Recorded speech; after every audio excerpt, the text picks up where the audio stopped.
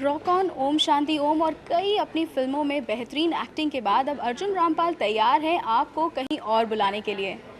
आइए उन्हीं से पूछते हैं कहाँ बुला रहे हैं अर्जुन रामपाल सबको। Welcome to Live India. Thank you.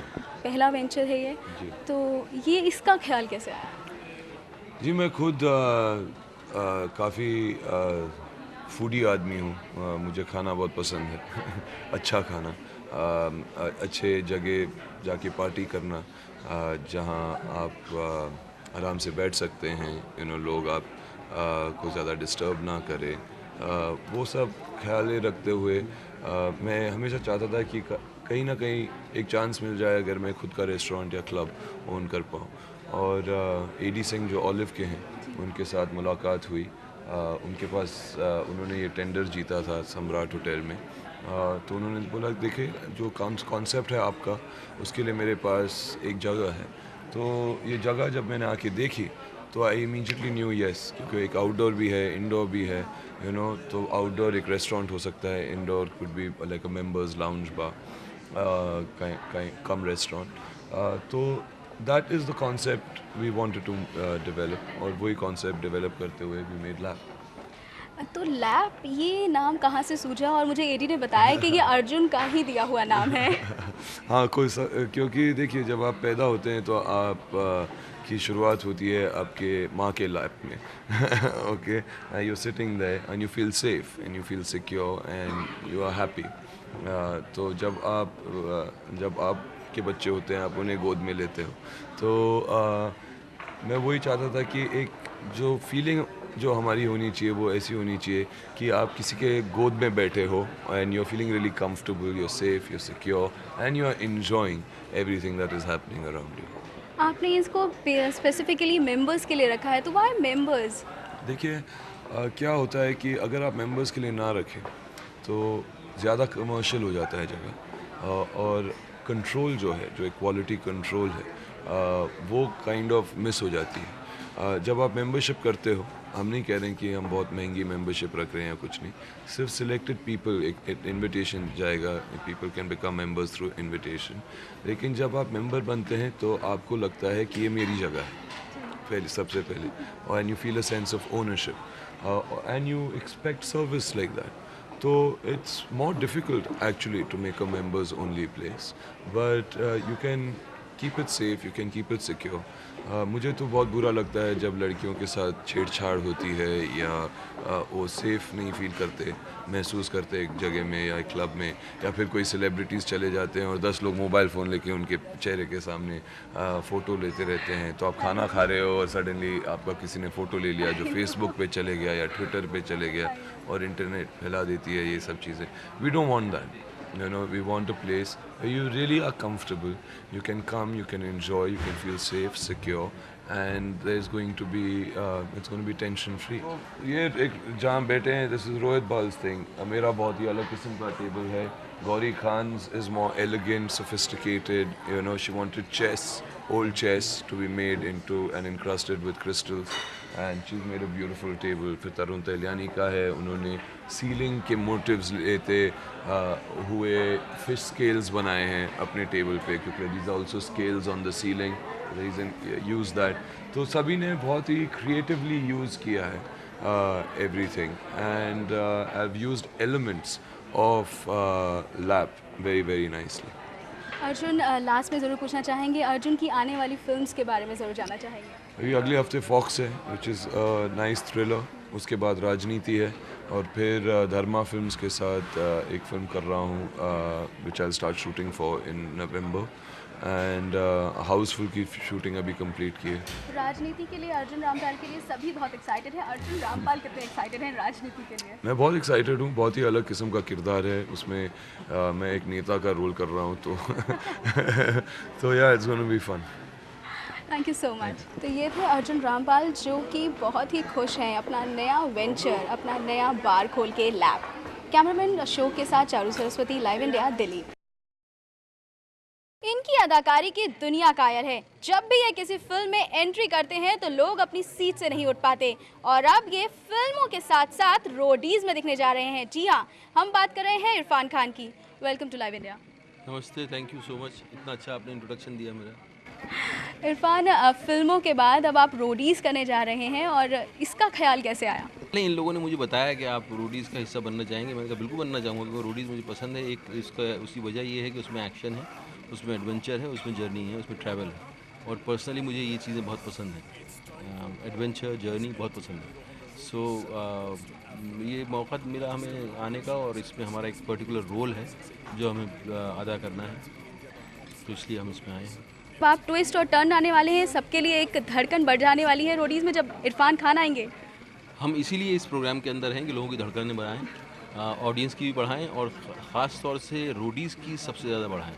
Roadies के लिए हम ऐसे चैलेंजेस लेकर आएंगे जो कि उन्होंने इमेजिन नहीं किया होगा, जिसके बारे में वो सोचेंगे तो ज़िंदगी भर उनको याद रहेगा। उस तरह के चैलेंजेस हैं और जो चैलेंजेस का बेस है वो 7 डेडली सिंस है। जो उसको ओवरकम कर पाएगा वो टिकेगा, जो नहीं कर पाएगा वो गायब हो जाएगा। इरफान खान ये रोडीज़ सिर्फ़ अपने बेटे के लिए कर रहे हैं या अपना भी एक इंटरेस्ट था? नहीं, मेरा अपना इंटरेस्ट है एडवेंचर में, मेरा अपना इंटरेस्ट है ट्रैवल में। मैं बेसिकली पहले अपने लिए कर रहा हूँ, फिर अपने बच्चे के लिए कर रहा हूँ। मुझे मेरे बच्चे का पता नहीं था कि वो इतना पसंद करता है इस प्रोग्राम को। जब मुझे पता चला तो I became a cool daddy for him. Irfan, आपको हमेशा सीरियस रोल के साथ साथ कॉमेडी रोल्स में भी देखा गया है, पर हमेशा ये क्यों बोला जाता है कि इरफान इसमें भी सीरियस दिखाई देंगे, ऐसा क्या है? कभी लोगों की मेमोरी कुछ छोटी होती है, शॉर्ट होती है। कभी लोगों ने कुछ पिक्चरें नहीं देखी होती हैं। कुछ लोग जो हैं ब्रैकेट करने के लिए थोड़े आतुर रहते हैं, तो लोग ब्रैकेट करते हैं आपको, लेकिन ये उनका काम है, आप अपना काम करते रहिए। इरफान, जिस तरह से आप आए थे, चाणक्य जब आपने किया था उसमें भी एक ऐसी ही सीट होती थी, उसकी कुछ यादें आ रही थी क्या? उसमें हमें जो याद है, चाणक्य में हमें जो घोड़े दिए गए थे उसमें सैडल नहीं होती थी। तो हमें जो सबसे ज़्यादा चाणक्य की मेमोरी है वो यही है कि बग़ैर सैडल के जो घोड़े पे हमें दौड़ना होता था, वो बहुत पेनफुल होता था। वो हमेशा जो है बहुत ज़्यादा ईज़ी नहीं होता। बट हाँ, इस तरह का जो सवारी है ये आपको पुराने ज़माने की याद ज़रूर दिलाता है। हमारा जो रोल है वो कई तरह की यादें ताज़ा करेगा। आप उसका इंतज़ार करिए। इरफान, चलते चलते हम ज़रूर पूछना चाहेंगे, आपकी फ़िल्म्स आ रही हैं, हिट्स आ रही है, आपकी एसिड फैक्ट्री आ रही है और आने वाले प्रोजेक्ट्स के बारे में भी जानना चाहेंगे। 2 का नाम आपने ले दिया, तीसरी जो है पान सिंह तोमर है। हिट्स में और एसिड फैक्ट्री में दोनों में ही आपके काफ़ी एक्शन और एडवेंचर है जो कि रोडीज़ में है, तो उसमें क्या अभी इरफान को काफ़ी एडवेंचर और एक्शन का मन कर रहा है? मन नहीं कर रहा, हमारा बचपन से है ऐसा। अब हमें लोगों ने फ़िल्में ही अलग दी तो हम क्या करें? तो अब एक्शन एडवेंचर फ़िल्में देंगे तो हम ज़रूर करेंगे और वो हमारा शौक़ है, हमें अच्छा लगता है वो और बचपन से अच्छा लगता आया है और अभी भी अच्छा लगता है, तो कुछ तो होगा उसके अंदर। तो इस तरह की फ़िल्में मिलेंगी तो हम करते रहेंगे। Thank you so much. Thank you. तो ये थे इरफान खान जो बहुत जल्द आपको रोडीज़ में ट्विस्ट एंड टर्न्स के साथ मिलेंगे। कैमरामैन अशोक के साथ चारू सरस्वती, लाइव इंडिया, दिल्ली। जहन में जब भी एडवेंचर और हिम्मत का नाम आता है तो एक नाम खुद ब खुद चला आता है और वो है रोडीज का। 7 सालों से लगातार आपके दिलों पर राज कर रहा है रोडीज और इस बार वो लेकर जा रहा है आपको अफ्रीका। और हमारे साथ हैं उनके होस्ट और दोस्त रणविजय। हाय, वेलकम टू लाइव इंडिया। हाँ भैया, क्या हाल है आपका? बहुत बढ़िया। सबसे पहली बात, इस बार आप होस्ट के साथ साथ कोच जज भी हैं। एक्चुअली मैं इतनी इम्पोर्टेंस नहीं देना चाहूँगा अपने आप को कि मैं कोच जज हूँ। मैं बस ये देखना चाहता हूँ कि जिन लोगों को हम सिलेक्ट कर रहे हैं उनमें से ऐसे लोग ही जर्नी पे जाएं जो परफॉर्म करेंगे, जो अपने आप को जर्नी से पहले ही प्रूव करेंगे। तो एक राइड विद रणविजय जहाँ पे मैं 6-7 साल बाद रोडीज़ 1 के बाद रोडीज़ का दोबारा राइड करूँगा और इस राइड के दौरान उनको टेस्ट करूँगा फिजिकली और इमोशनली और मेंटली कुछ टास्क में, और जो लोग वहाँ पे उभर के आएंगे, जो परफॉर्म करेंगे वो ही जर्नी पे आएंगे मेरे साथ। इस बार रोडीज़ अफ्रीका लेके जा रहा है, वहाँ पे और मुश्किल टास्क है, मतलब मलेशिया, उसके बाद में ऑस्ट्रेलिया एंड नाउ अफ्रीका। पूरी जो हमारी योजना है यही है कि हम अगर अफ्रीका जाएं तो वो पहले के जितने भी सीज़न हैं उससे डिफ़िकल्ट मतलब बनाने की कोशिश नहीं है, वो ऑलरेडी डिफ़िकल्ट हो जाएगा। वहाँ की भाषा अलग है, वहाँ का जो लैंडस्केप अलग है, वहाँ के जंगल तो विश्व भर में प्रसिद्ध हैं और वहाँ की लाइफ बहुत डिफ़िकल्ट है, मतलब इतने सिविलाइज नहीं है वहाँ पे। जब हम रहेंगे तो इट बी डिफ़िकल्ट, हर रोज़ कैंपिंग करनी पड़ेगी, हर रोज़ 7 बजे के बाद मैंने सुना है कि वहाँ पे हम लोग को बाहर जाना अलाउड ही नहीं होगा क्योंकि इतना अनसेफ है वहाँ पे। तो ऐसी जगह जब जाएंगे तो ऑटोमेटिकली जो शो होगा उसका जो लेवल बढ़ जाएगा और भी खतरनाक हो जाएगा। तो रणविजय, इसमें हमेशा देखा गया है कि रोडीज़ में हिम्मत होती है, एडवेंचर होता है, बहुत मुश्किल टास्क होते हैं, पर कहीं ना कहीं वो पॉलिटिक्स और एक लड़ाई झगड़ा, वो क्या स्क्रिप्टेड होता है? अगर आप देखेंगे हमारे पूरे शो फॉर्मेट में हम लोग यही देखते हैं कि परफॉर्मेंस पे ज़्यादा जोर है, लेकिन ये बच्चे अपने घर से 40 दिन के लिए दूर आए हुए हैं। इनके पास ना फ़ोन्स है, ना अपने दोस्त हैं, ना अपने माता पिता हैं, ना फैमिली है। ये उन लोगों के साथ बॉन्ड कर रहे हैं, ऐसी ऐसी चीज़ें कर रहे हैं जो अपने दोस्तों के साथ भी नहीं करते। तो ऑब्वियसली बहुत सारा बॉन्डिंग है, ऊपर से इन्हीं के साथ कम्पीट कर रहे हैं।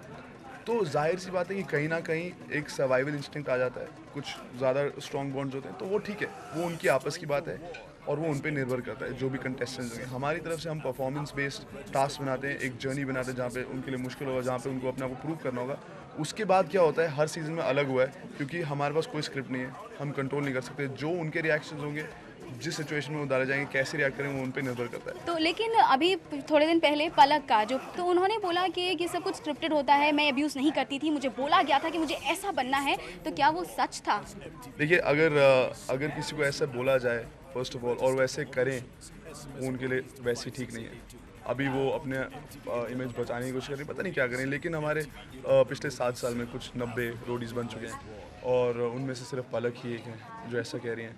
तो अब ये आप समझ लीजिए या हमारे को समझाने की ज़रूरत नहीं है। तो लंदन ड्रीम्स के बारे में ज़रूर जानना चाहेंगे। मैं लंदन ड्रीम्स के बारे में ज़्यादा बात नहीं कर सकता, इतना बताना चाहता हूँ कि जो एक्सपीरियंस था बहुत ही अच्छा था। प्रोमोज अभी एयर पे आए हैं और सलमान भाई और अजय देवगन ने इतना बढ़िया काम किया, मैं बता नहीं सकता। हमने अभी डबिंग में थोड़ी सी पिक्चर देखी और आसिन इज़ ब्यूटीफुल एंड फैंटास्टिक। जो पूरा एक्सपीरियंस है ना मूवी मेकिंग का, विपुल शाह के साथ इतना मज़ा आया, मैं बता नहीं सकता। मतलब उन्होंने हमारा ख्याल नहीं रखा, दे पैम्पर्ड अस जब लंदन में थे। और Vipul is a great guy, very interesting and very reasonable. Is मतलब I have there very few human beings like him. And of course Salman bhai is like his heart is of gold and it's a very big gold heart. बहुत मज़ा आया। उसके बाद action replay, एक film है एकांत, और अभी जो मैं फिल्म कर रहा हूँ दिल्ली में, शराफत गई तेले चल रही। तो इरफान इस शो में बहुत ज़्यादा एक बैड मैन की तरह आएंगे कि बस अब ये आ गए तो अब पूरा ट्विस्ट और टर्न, अब सब कुछ? you don't have to be a bad man or an evil person to be on a show like Roadies. आप आके सीधा आके बता दीजिए कि अभी आपको ये करना है, ये ट्विस्ट टर्न है, 7 डेडली सिंस है, तो उस पर निर्भर करता है। और अगर जब इरफान आएंगे और जब करेंगे तो आप लोगों को पता लग जाएगा। Thank you so much. Thank you, have a nice day. Thanks. तो ये थे रणविजय जो कि बहुत ही खुश हैं रोडीज 7 से। कैमरामैन अशोक के साथ चारू सरस्वती, लाइव इंडिया, दिल्ली।